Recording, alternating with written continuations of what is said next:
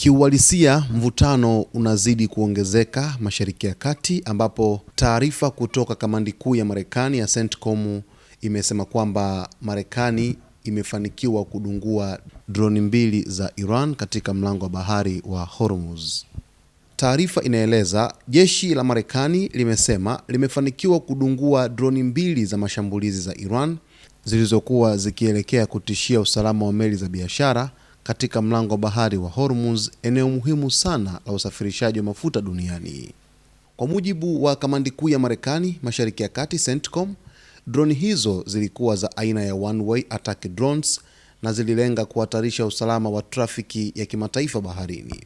Majeshi ya Marekani Mashariki ya Kati yamedungua droni 2 za Iran zilizoleta tishio kwa usafiri wa kimataifa katika mlango wa bahari wa Hormuz. Vikosi vya Marekani vimeendelea kuwa tayari kujilinda na uchokozi wa Iran, ilisema taarifa ya CENTCOM kupitia mtandao wa X.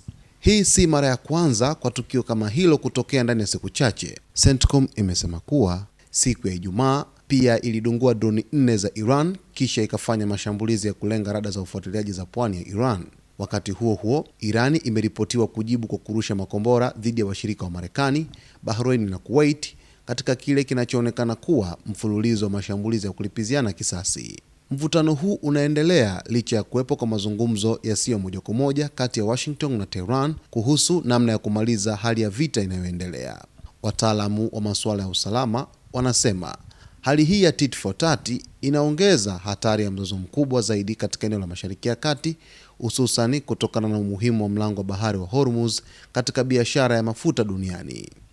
Hali ya sasa inaonyesha ni kuendelea kwa mivutano mikali kati ya Marekani na Iran, ambapo kila upande unajibu mashambulizi kwa hatua kali zaidi, jambo ambalo linaongeza hofu ya kupanuka kwa mgogoro huo. Kiuhalisia, hali katika ukanda wa Mashariki ya Kati haijatulia kabisa kutokana na situation ambayo inazidi kuonekana kwa pande zote, upande wa Marekani lakini pia upande wa Irani. Ndio maana hadi hivi sasa tunashuhudia ucheleweshwaji wa kufikia makubaliano ya amani ya moja kwa moja kati ya Marekani pamoja na Irani. Moja kati ya kitu ambacho kinasababisha ucheleweshwaji huu ni haya mashambulizi ambayo yanatokea pande zote. Marekani inasema kuna uchokozi dhidi ya Iran, lakini Irani inadai kwamba kuna uchokozi dhidi ya Marekani. Sasa mwisho wa siku tunashuhudia kupelekwa mbele, lakini pia kutoafikiwa kwa makubaliano kati ya Marekani pamoja na Irani. Tutazidi kufuatilia kwa karibu, mtazamaji wetu, ili tuone ni kwa jinsi gani ambavyo